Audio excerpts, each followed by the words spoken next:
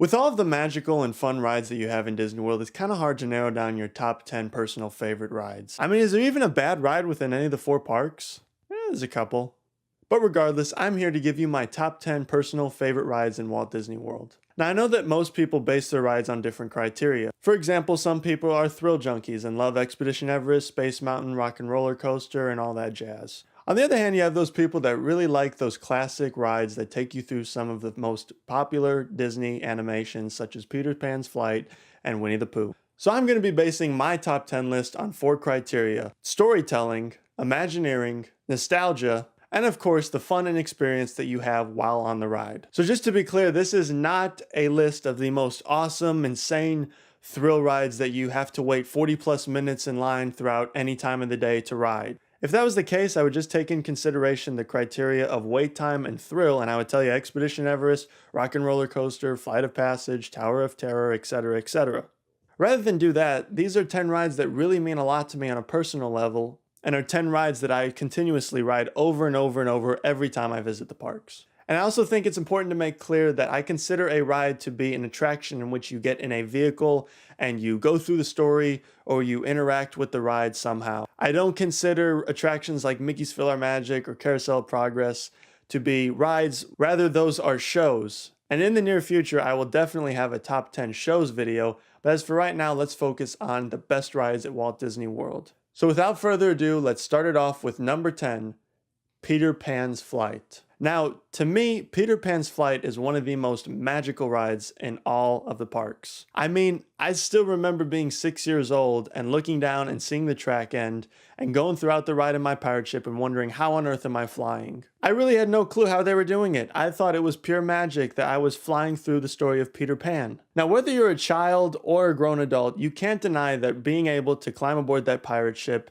and take off through the story of Peter Pan while flying is one of the most magical moments you can get at Disney World. In summary, what would a top 10 list be without the ride that made me really think that I was flying when I first went to Disney World as a 6-year-old kid? Therefore, Peter Pan is clocking in at number 10. At number 9, we're cruising on over to Adventureland for Jungle Cruise. To me, Jungle Cruise really embodies what Adventureland is all about, and that's having an adventure. You climb aboard this boat and get to go through this jungle with all different types of animals. There's hippos and elephants, and there's even some funny little set pieces that they have along the way. It's a real fun ride. It really feels like you're going on an expedition through the jungle. Of course, your journey is headed by a skipper who gives a somewhat repetitive and corny script for each ride. And I know that some people don't like the cheese that comes along with Jungle Cruise because there are some very cheesy jokes within that repetitive script. For me, I love the cheese, I love the hammy jokes. Plus, every once in a while, you will get a skipper that'll kind of improvise and throw their own jokes into that somewhat repetitive script. That makes this ride very re-rideable considering you can get a new experience almost every time you ride. In summary, Jungle Cruise is funny, fun, and is definitely one of the rides that you can't miss on your trip to Disney World. Coming in at 8, located in Tomorrowland, is Buzz Lightyear's Space Ranger Spin. Now, this ride is one of my childhood favorites. I remember going on this ride over and over and over and over, always trying to beat my high score and help Buzz defeat the evil Emperor Zurg. In Buzz Lightyear Space Ranger Spin, you basically get in this ride vehicle that has 2 mounted laser cannons, along with a joystick that you're able to manipulate and turn your vehicle around so that you can spin throughout the ride and aim at various targets. It's pretty simplistic that you just try to hit as many targets as you can with your laser blaster, help Buzz take down Zurg, and always try to go for a higher score. Considering that this ride is very competition based, it is very re-rideable as I find myself always having to ride it 2 to 3 times every time I go to the parks. And simply put, to me, it's one of the most fun rides you can find in all 4 parks at Disney World, making Buzz Lightyear Space Ranger Spin at my number 8. Not to mention, on my last trip, I finally, after 13 years and over like 40 ride-throughs, was able to become a galactic hero. Yes, I maxed the score out. As a Disney World fan, it's probably one of my proudest achievements. At number 7, we're leaving Magic Kingdom and heading over to the other kingdom, Animal Kingdom, where you can find Expedition Everest. It's really hard to not see Expedition Everest whenever you're in Animal Kingdom. This great big mountain is something that cannot be missed. The Imagineers really outdid themselves whenever they created this behemoth of a ride. The story of the ride is pretty neat in that you get on this train and you basically go up to the top of Mount Everest. And although the ride starts off with some mild twists and turns, eventually you come to where the track is broken. And that's when you encounter the Yeti. And from there, it gets real. I mean, this ride reaches up to speeds of 50 miles per hour. And the big kicker is it goes backwards in the dark. Simply put, from an experience and fun point of view, Expedition Everest is an absolute thrill and cannot be missed if you're one of those thrill junkies. It also has a really great story, and the Imagineering behind how they built this gargantuous, epic mountain is truly incredible, making Expedition Everest number 7 in my top 10 personal favorite rides at Disney World.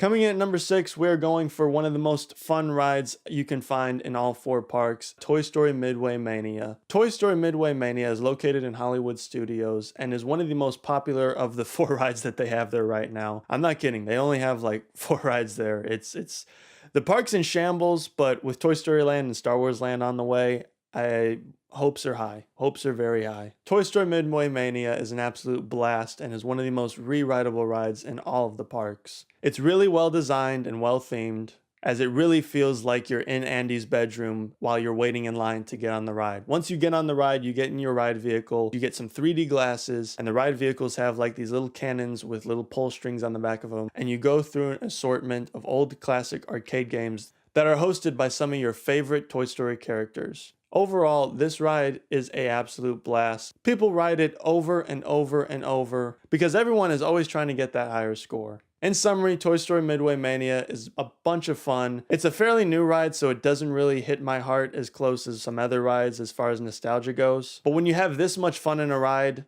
it doesn't really matter. Toy Story Midway Mania is a ride that absolutely cannot be missed whenever you're in Hollywood Studios.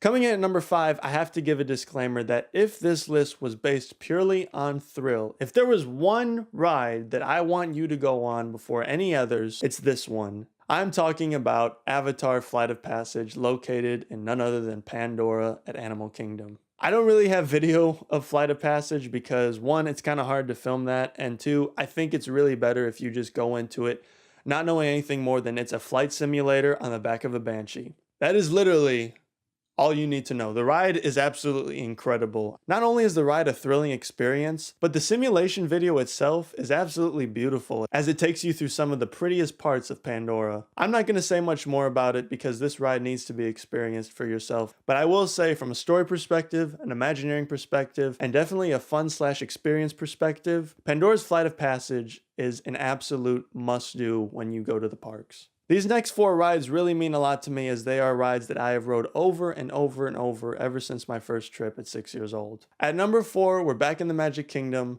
and it's Pirates of the Caribbean. Pirates is a log flume ride in which you get in your boat and you go through these creepy caverns and then you plunge down this waterfall, and from there on you get to see what pirates' life was like back in the day. There's great storytelling, there's awesome animatronics and set design all throughout this ride, and the addition of Captain Jack Sparrow really made the ride more relevant, especially after they made the movies based off the ride. There's not really another Walt Disney World ride that was able to spin off such a successful franchise in the film industry. Which just goes to show how well this ride is made from an Imagineering point of view as well as a storytelling point of view. It's a bunch of fun, it's hilarious, it's very re-rideable, it's very classic, and Pirates of the Caribbean is my number 4 ride in Walt Disney World Park. Coming in at number 3 is just a hop, skip, and a jump away from Pirates of the Caribbean, and it is Splash Mountain. Now, to me, Splash Mountain is one of the most epic rides in all 4 parks. This ride is nearly like 10 minutes long, I'm pretty sure, and it is massive. I mean, when you see this ride from the outside, it is gorgeously put together. And it's kind of mind-boggling how they're able to take you through a story that's filled with so many animatronics and so many catchy songs, all leading up to this great anticipation that you're going to be plunged into this briar patch. The ride does a really good job of creating tension. I mean, while you're experiencing the story of Brer Rabbit, you constantly feel like it's coming, it's coming, it's coming. And when Brer Fox finally throws you into that briar patch, it is a thrill that must be experienced. Plus, the ride really cools you down on a hot day, which, I mean, you're in Florida, so more than likely,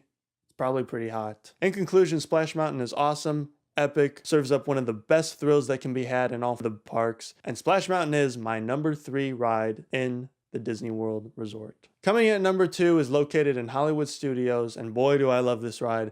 It is the Tower of Terror. I think the thing I love the most about this ride is how Disney was able to take such a basic concept of a ride. I mean, there's drop rides in Six Flags and all different types of amusement parks across the country. But they were able to take something so simplistic and put a story and put a masterful set design behind it and create something that really feels like it takes you into an episode of The Twilight Zone. I might just be biased because I'm a huge fan of the Twilight Zone TV show, but to me this ride is one of a kind as it doesn't only just tell you a story but also puts you into the story. When it comes to design, the attention to detail is impeccable, as you really feel like the Imagineers put a lot of work into designing this great big building that's always looming over Sunset Boulevard. Since they added in the randomization of drop sequences, you never know what kind of ride you're gonna get. I mean, I've had times where I've had like 4 or 5 drops and it was, you know, fun and thrilling. And I've had times where it's like 7 or 8 drops and it's like, whoa, they really kicked it up a notch from when I just wrote it a couple hours ago. Tower of Terror has a great story, great theming, great design, and great thrills, making it my number 2 ride in all of the parks. Number 1 I consider to be the best of the best when it comes to nostalgia, Imagineering, storytelling, and fun and experience. I mean, this ride has special effects that still hold up today after almost 50 years. My number 1 ride in all of the parks is the Haunted Mansion. Now, the Haunted Mansion is fun. It can be creepy, but for the most part, it's a lot of fun. It has some of the best special effects that you will see in any of the 4 parks. Similar to Tower of Terror, I love how this ride not only tells a story, but puts you in the middle of the story as you explore the Haunted Mansion and find out what's really the story behind all these spooky, grimly ghosts all around you. As I said, the ride can be kind of creepy, maybe for younger kids, but for the most part, it's pretty fun and whimsical, and I could ride this thing all day long. I rode it multiple times every time I've been to Disney World.